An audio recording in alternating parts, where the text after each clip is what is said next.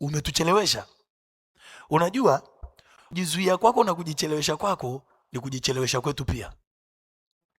Yaani kuna kitu Mungu amekupa wewe ambacho kingefanya sio kwamba kinakusaidia wewe, kingesaidia familia ya kwenu. Can you imagine? Mungu amenikupa neema ya kuanzisha kampuni. Mungu amekupa neema ya kuanzisha supermarket au kuanzisha biashara fulani. Alafu ungeweza kuajiri vijana 10 hapa ndani. Lakini ubaki kusema watu watanionaje? Itakuwaje nikipata hasara? Mimi ni nani? Can you imagine? Kuna mtu kabisa yuko tayari kukuoa, lakini unaanza kusema hebu ngoja tuache. Unafikiri umetuzuia watu wangapi hatujavaa sote na kula keki? Nikioa sahi. Yale. Nikiolewa. Hebu twende kwanza. Twende. Unaenda wapi? Kuna watu umewazuia kwenda mkoani hapa. Tungepanda mabasi ambayo tujawahi kupanda. Kuna watu umetuzuia aina ya suti ambazo vaa tungevaa.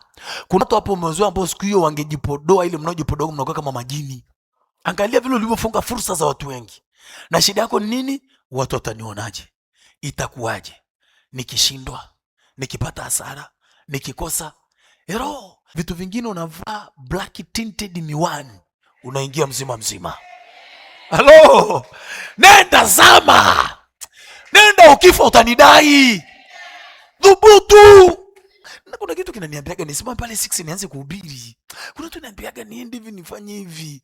Hapana, nitaonekanaje? Hivi unataka uonekaneje wakati una macho yenyewe makubwa kuliko mama yangu? Unataka uonekaneje tena?